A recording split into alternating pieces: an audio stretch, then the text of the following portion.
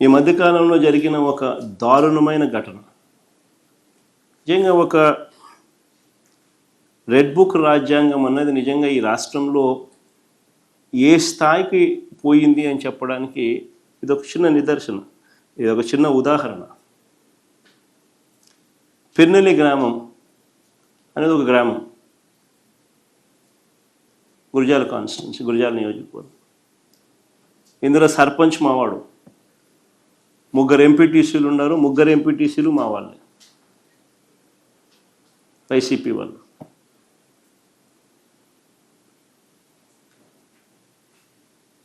ఈ ముగ్గురు ఎంపీటీసీలు సర్పంచ్, వీళ్ళతో పాటు దాదాపుగా 300 పైచిలకు కుటుంబాలు.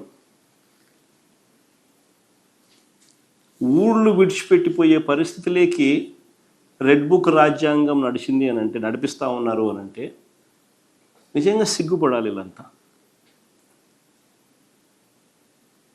వాళ్ళ ఊరిలో వాళ్ళకున్న ఆస్తులు, వాళ్ళ ఊరిలో వాళ్ళకున్న పొలాలను, వాళ్ళ ఊరిలో వాళ్ళకున్న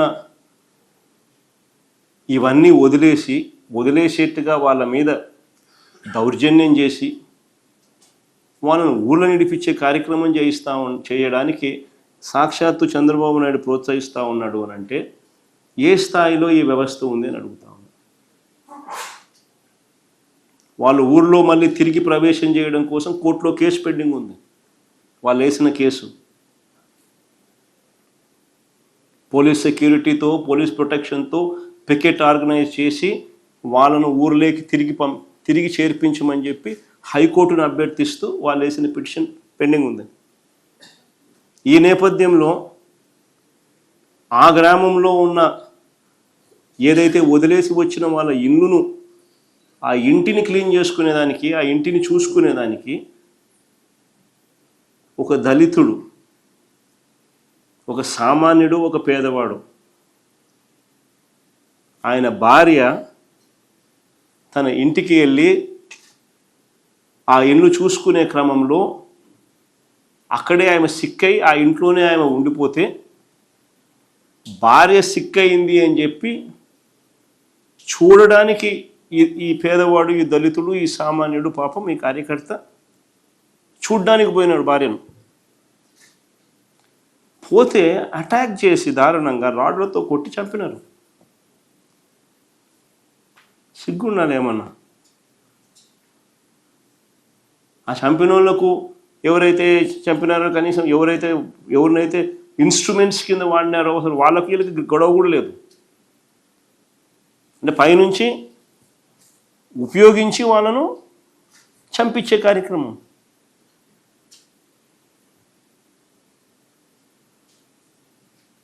దీంట్లో సిఐలు, ఎస్ఐలు, ఎస్పీలు, చంద్రబాబు నాయుడు ఎమ్మెల్యేలు, చంద్రబాబు నాయుడు గారు సాక్షాత్తు, వీళ్ళంతా దోషులే.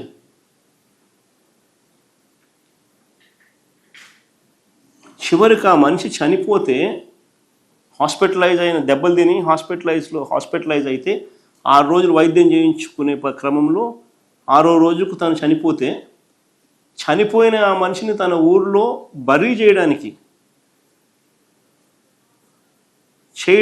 కూడా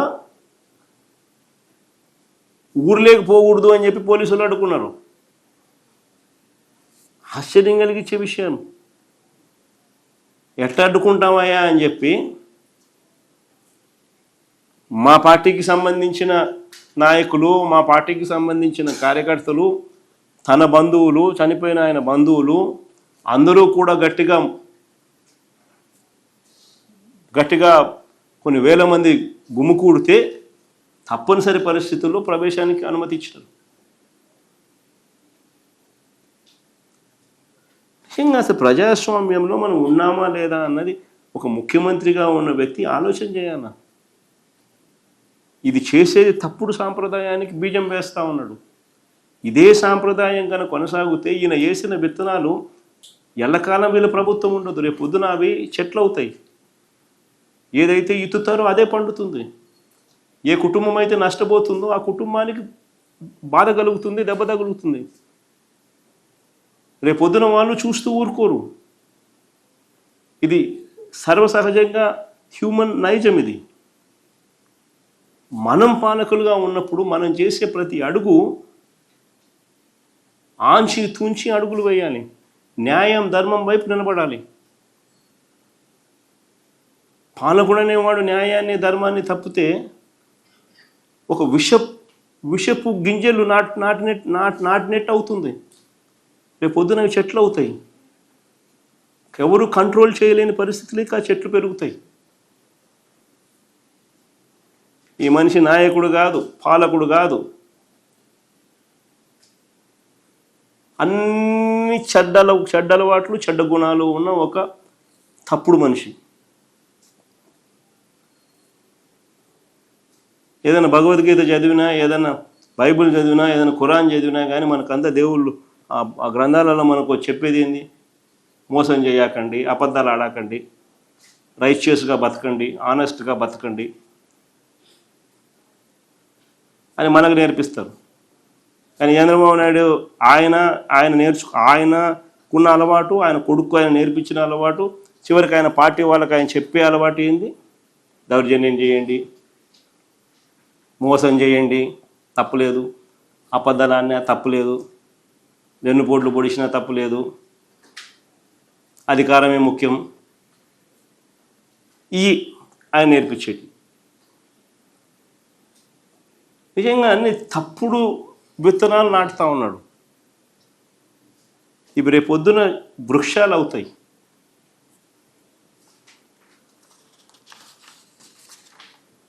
గట్టిగా కోర్టుల మీద ఒత్తిడి తీసుకొస్తాం.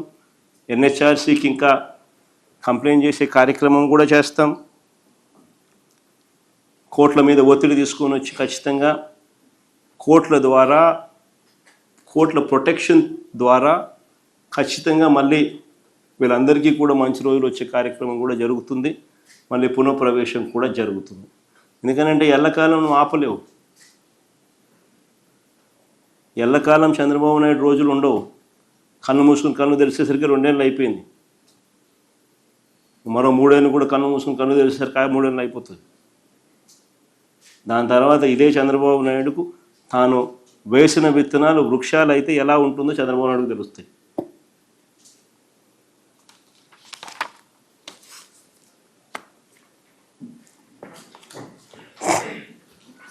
Through this press conference, you are trying to show that you were more visionary with respect to technology when you compare with Chandrababu Naidu with respect to this revenue land service. Basically, we are here, Avinash, only to showcase